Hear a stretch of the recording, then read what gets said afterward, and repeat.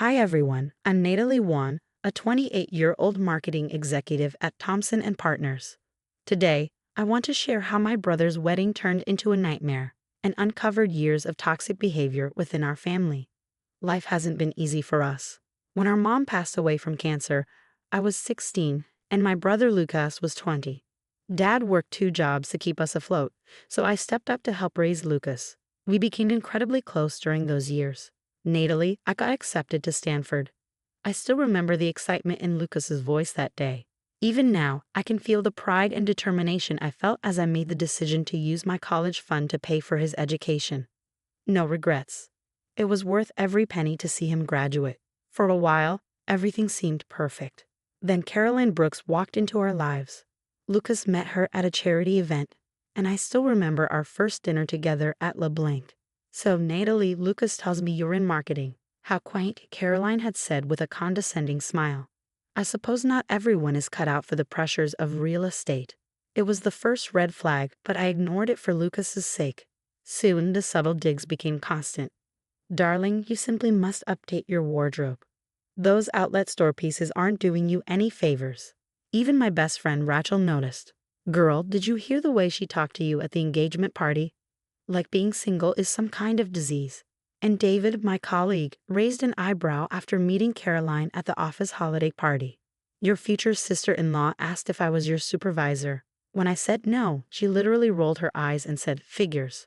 But none of that compared to meeting her mother, Martha Brooks. Picture the stereotype of a wealthy snob, then multiply it by 10. Lucas, dear, Martha cooed at a family dinner. Are you sure you want to live so close to that neighborhood? We could help you find something more suitable in our area. Wedding planning was an absolute nightmare. Whenever I tried to help, Caroline brushed me off. Oh, don't worry your pretty little head, Natalie. Events like this require a certain expertise.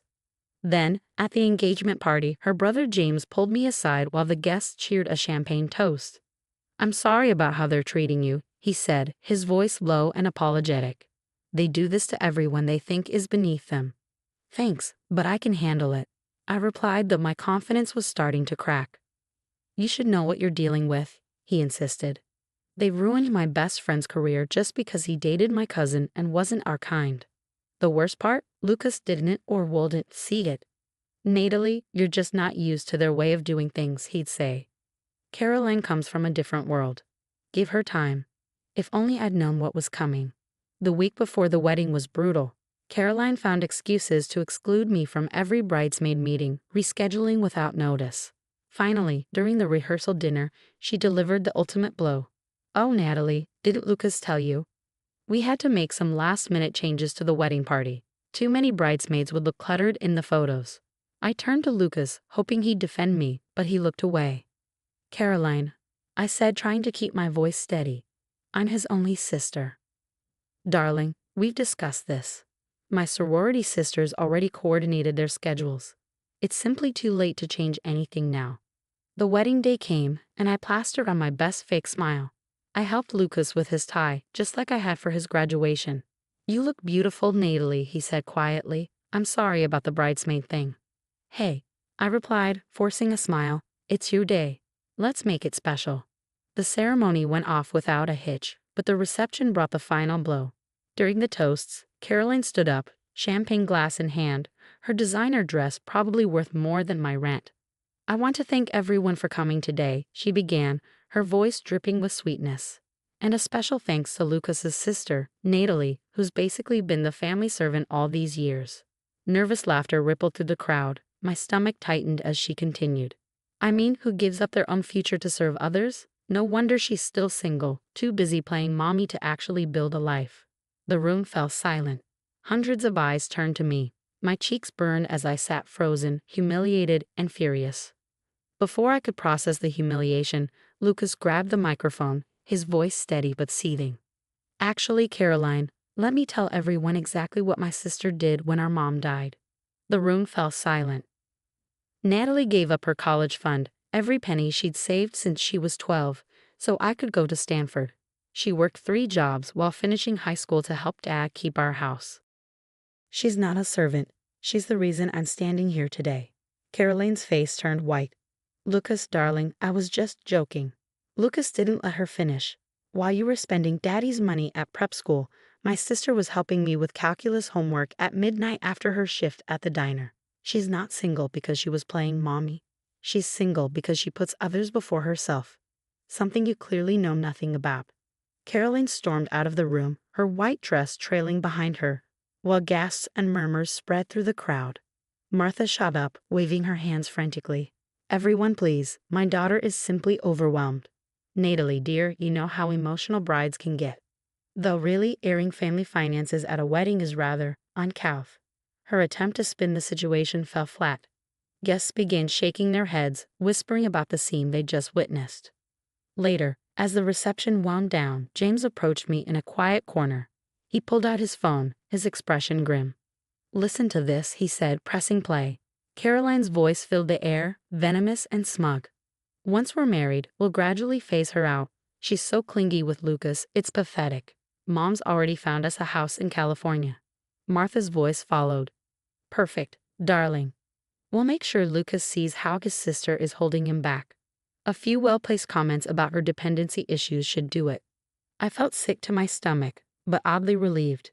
Finally, their true colors were on full display. There's more, James said, his tone somber. A lot more. And I think it's time everyone knew the truth about my sister and mother. 2 days later, Lucas called me, his voice breaking. Caroline's giving me an ultimatum, he said. She wants me to cut you out of my life, or she's leaving. She claims you've always been jealous of her. I stayed calm, the recordings echoing in my mind. What do you want to do, Lucas? I don't know anymore. Everything's falling apart. She maxed out our joint credit card on a shopping spree after the reception. That's when James dropped the first bomb. He emailed me court documents. Caroline had been married before, to a wealthy man in Boston, and she never divorced him. Natalie, you won't believe what I found. My best friend Rachel burst into my office, waving a stack of printouts. Caroline pulled this exact same stunt with 3 other families. She finds successful men with close family ties, drives wedges between them, and bleeds them dry. Even David, my colleague, had been dating through social media. Look at this, he said, holding up his phone. These posts from 2019, she's wearing an engagement ring in Miami. But it's not from your brother or her first husband. There's a whole trail of destroyed relationships. As Caroline unraveled, she weaponized Instagram, posting cryptic captions like, "Some people pretend to be loving sisters while secretly sabotaging your marriage." Then came the ultimate downfall. Martha's carefully constructed empire began to crumble. The SEC launched an investigation into Brooks Realty for major fraud. James discovered they'd been running a Ponzi scheme through their luxury real estate developments.